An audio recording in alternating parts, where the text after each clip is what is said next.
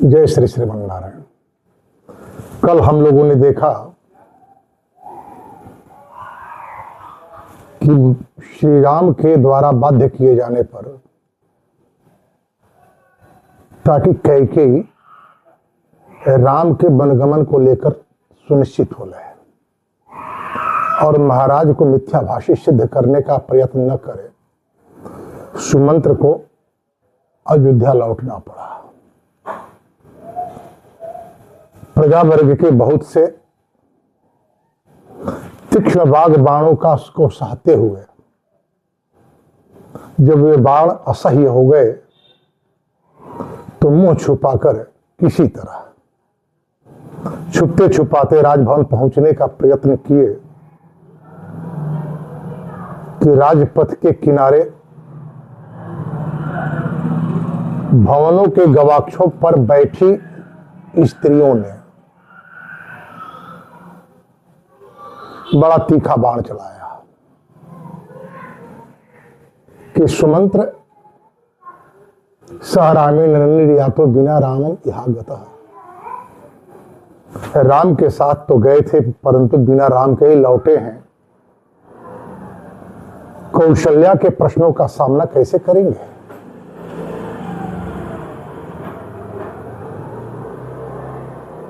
सुमंत्र को जाना पड़ा महाराज के सम्मुख।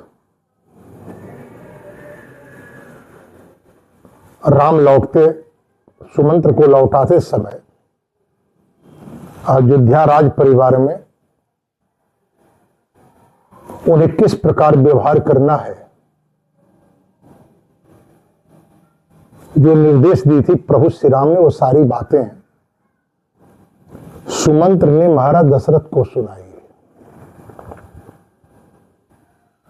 महाराज चुपचाप मौन होकर सतूषणी मेव तत्श्रुत्वा राजा विद्रुत मानसः मूर्छितोन्य पतत भूमौ राम शोकाभिपीडितः। राम का शोक और घनीभूत हुआ और महाराज दशरथ मूर्छित होकर भूमि पर गिर पड़े। हाहाकार मचा। सुमित्रयातु सहिता कौशल्या पतितं पतिम उत्थापयामास तदा वचनम चेदमब्रवीत। देवी सुमित्रा के सहयोग से कौशल्या गिरे हुए महाराज को किसी तरह उठाई और उनसे निवेदन किए, सह रामेण निर्यातो बिना रामम इहागतः। राम के साथ गए सुमंत्र बिना राम के लौटे हैं। ऐसी स्थिति में इमं तस्य महाभाग दूतम दुष्कर कारिणा, इमं तस्य महाभाग दूतम दुष्कर कारिणः वनवासाद अनुप्राप्तम कस्मा न प्रतिभाससे। हे महाराज, राम को साथ ले जाकर छोड़कर आने जैसा दुष्कर कर्म करने वाले इस दूत से आप कुछ पूछते क्यों नहीं है? आप मौन क्यों हो गए? अद्यम एवं अन्ययम, अद्यम अनयम कृत्वा व्यपत्र पशिराघव उत्तिष्ठ सुकृतम तेस्तु शोको न स्यात् सहायता। आपने जिस पुण्य के लोभ में सत्य की रक्षा करने के लिए अपने प्रिय पुत्र राम को वन भेज दिया, फिर इस पुण्य की उपेक्षा क्यों कर रहे हैं? जो अभी आप जिस तरह के शोक से शोकाकुल हैं, इस कारण तो आपके जो सहायक हैं वे भी आपके साथ विनष्ट हो जाएंगे। विचार करें, कौशल्या के हृदय पर क्या बीतती होगी। इसके बाद भी वो नहीं चाहती कि महाराज शोक संतप्त हों। क्यों भाई? पूर्व में हम लोगों ने जाना कि राम वन गमन की आज्ञा लेने के लिए देवी कौशल्या के कक्ष में जब गए हैं, तो कौशल्या ने क्या कहा राम से, जो अब तक कभी नहीं कही थी। वो कही कि बेटा राम, कैकेयी के इस राजभवन में आने के बाद महाराज के किसी प्रकार के पुरुषार्थ का मुझे सुख नहीं मिला। मेरी स्थिति कैकेयी की दासियों से भी गई गुजरी हो गई।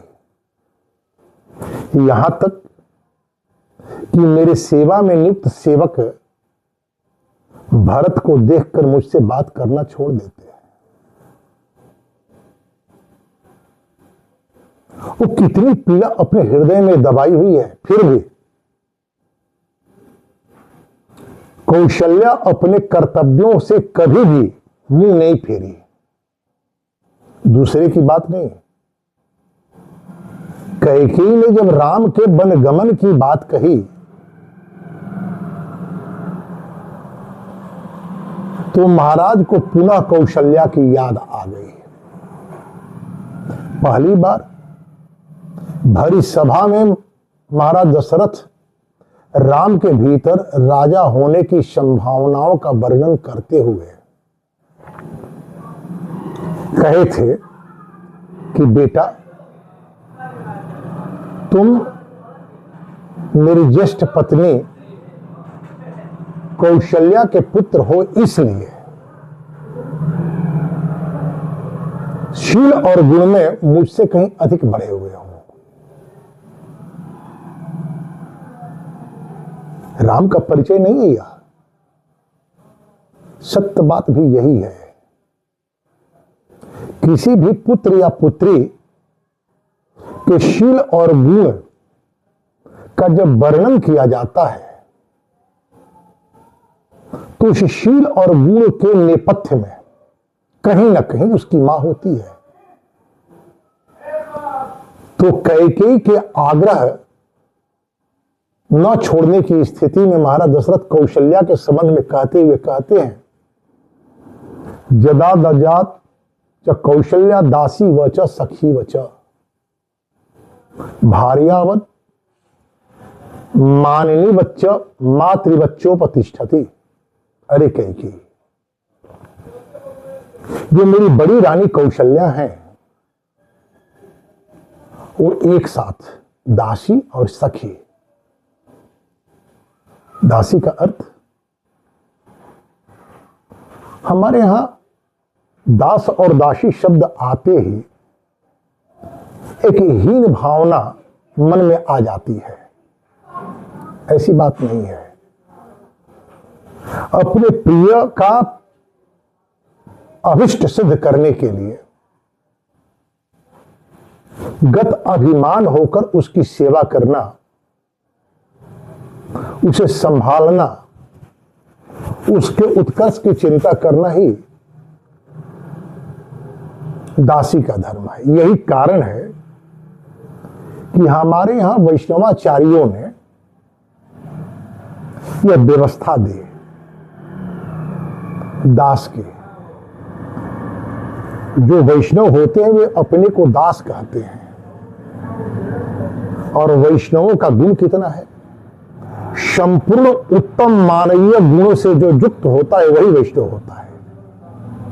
तभी हमारे वैष्णवाचार्य वैष्णवों का लक्षण बतलाते हुए कहते हैं, जो अपने माता पिता, भाई, आचार्य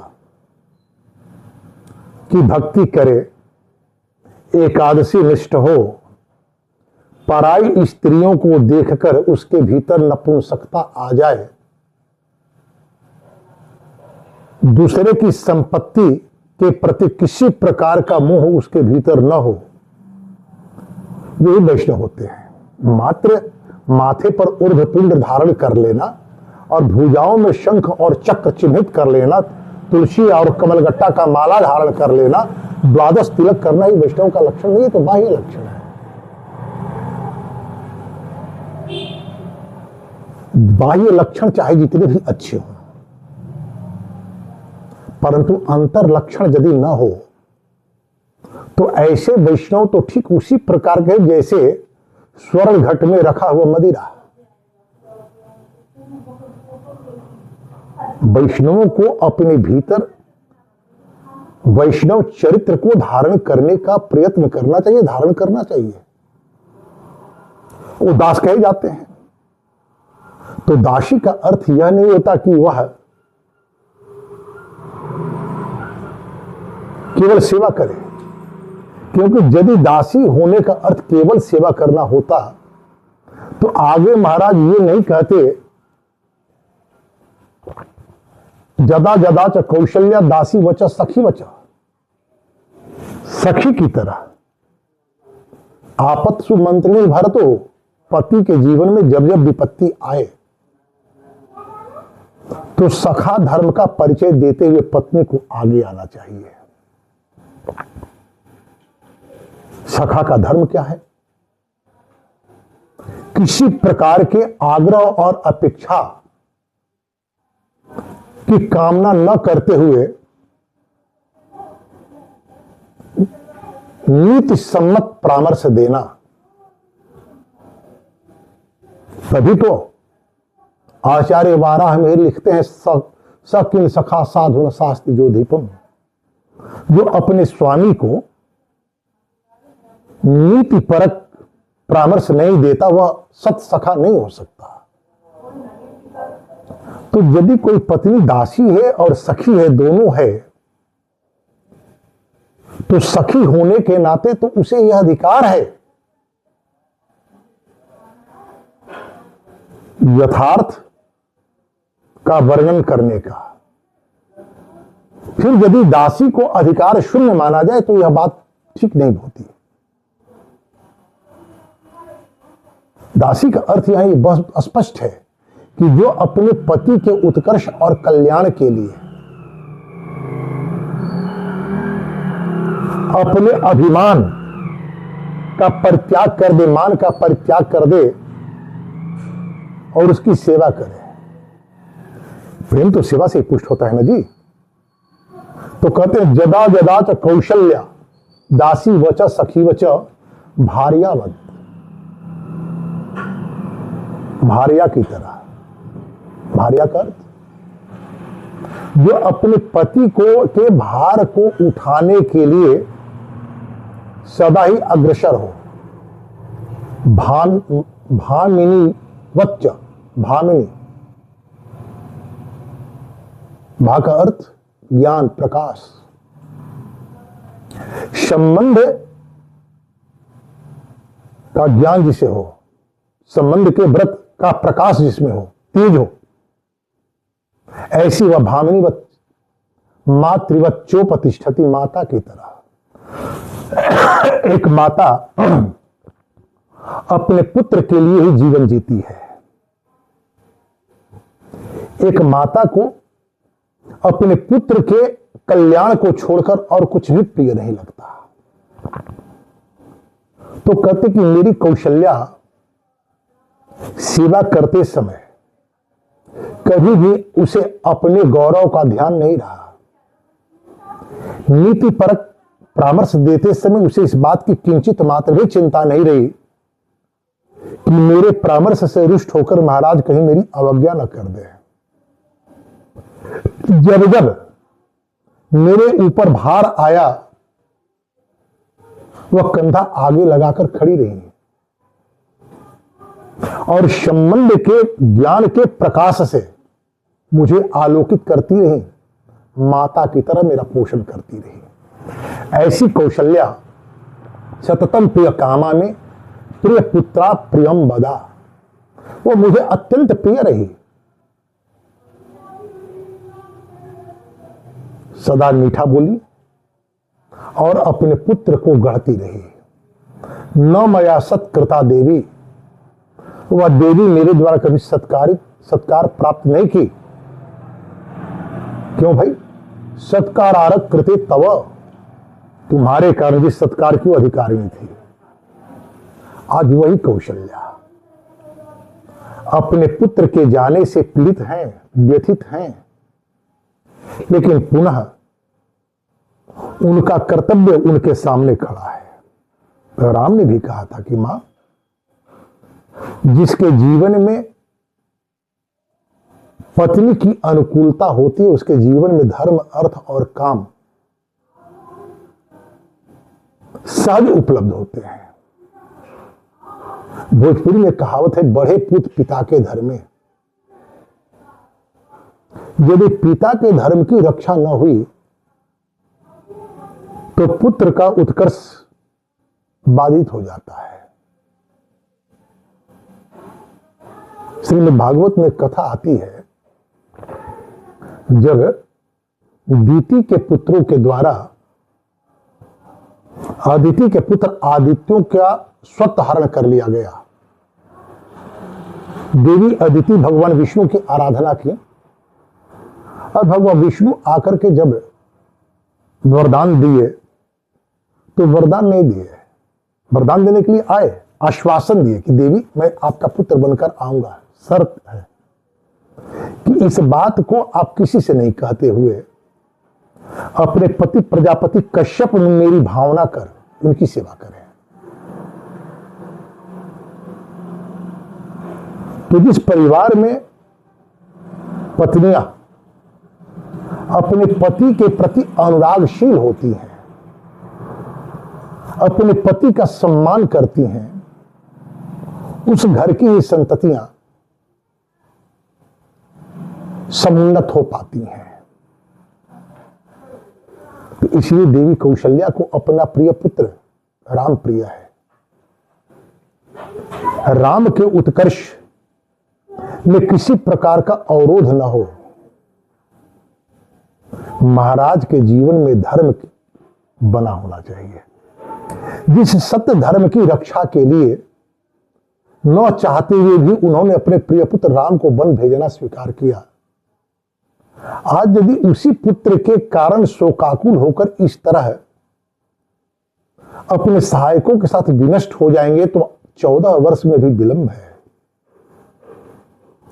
महाराज यदि नहीं रहे तो फिर कैकेयी की स्वेच्छाचारिता निरंकुश हो जाएगी।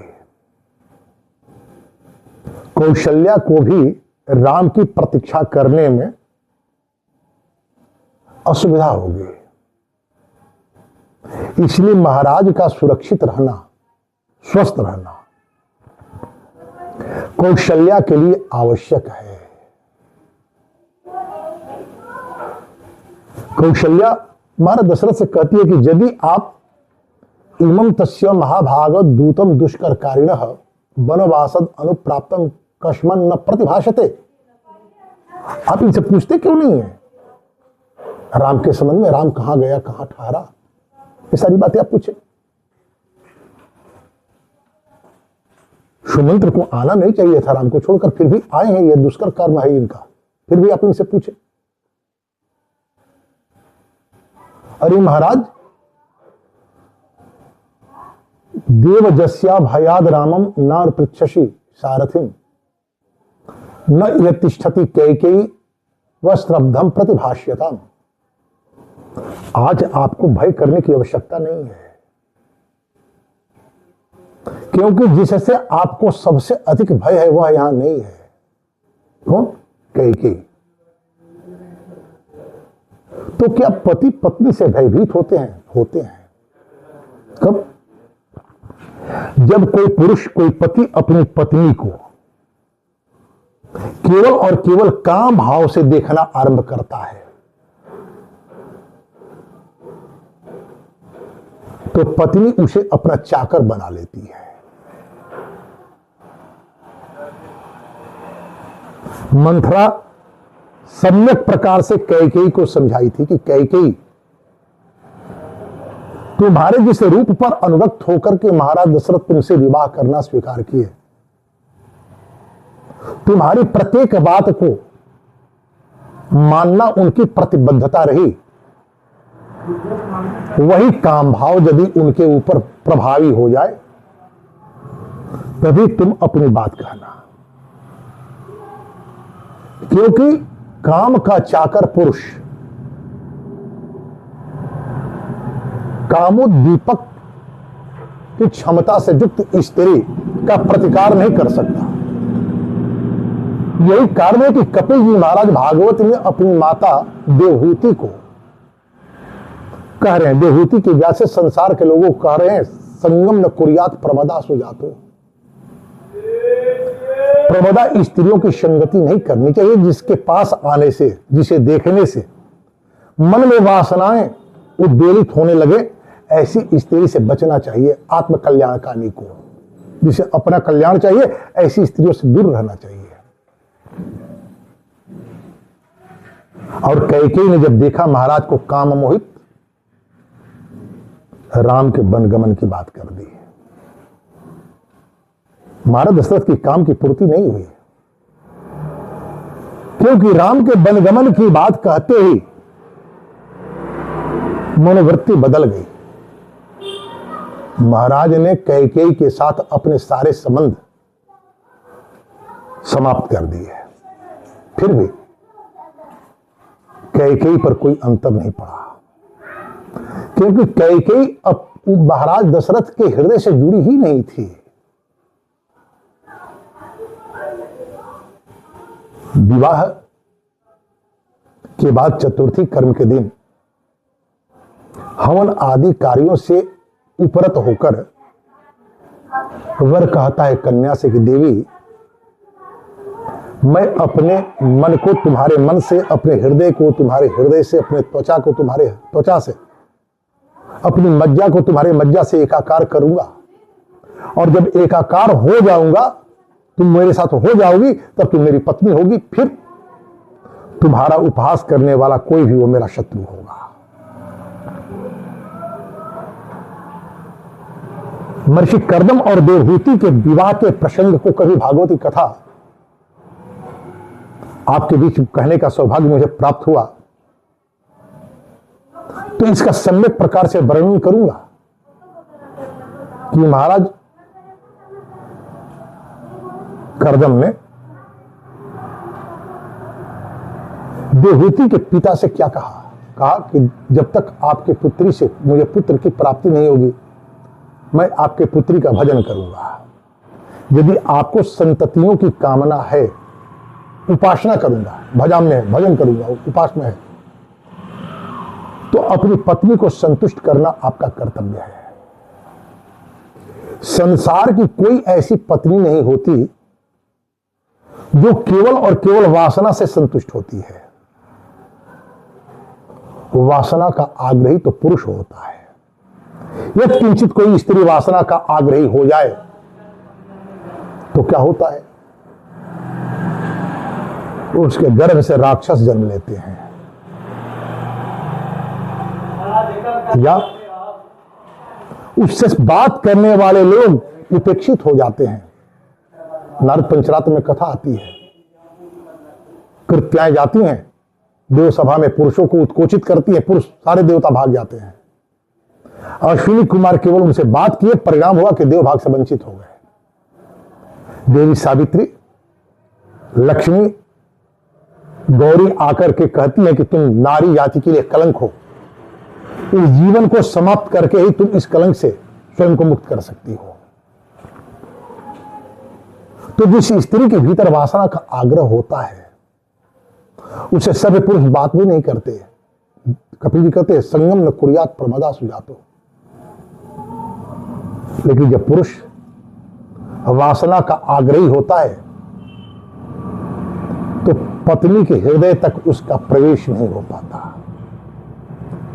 और जब हृदय तक प्रवेश ही नहीं हुआ तो दोनों एक दूसरे के हृदय का था नहीं ले सकते, सम्मान नहीं कर सकते। इसलिए कैकेयी ने महाराज के मृत्यु की बात आने के बाद भी विचलित नहीं हुई, लेकिन कौशल्या तो हृदय में थे। महाराज दशरथ के द्वारा कौशल्या को वह सम्मान नहीं मिला जिसकी वो अधिकारिणी थी, इसके बाद भी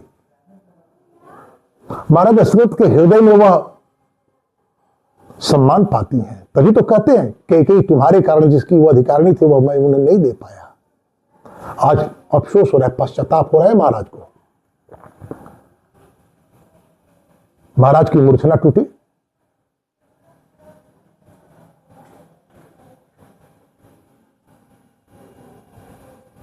कौशल्या रोती हुई कहीं सा तथक्वा महाराजम कौशल्याशोक लालसा धरण्याम निपपातासु बाष्प विपुल भाषिणी। रोती हुई शोकाकुल होकर कहती हैं कि महाराज सुमंत्र से राम के संबंध में पूछे तो अभी तो सुमंत्र केवल यह बतलाए हैं कि राम ने उनके लिए क्या आज्ञा दी है। राम कहां है, किस स्थिति में है, आपके लिए मेरे लिए कुछ कहे हैं ये पूछिए। इतना कहते कहते देवी कौशल्या मूर्छित होकर गिर पड़ी। महाराज की चेतना लौटी। प्रत्यास्वस्तो जदा राजा मोहात प्रत्यागत स्मृति तदा जुहाव तम सूतम राम वृत्तान कारणात्।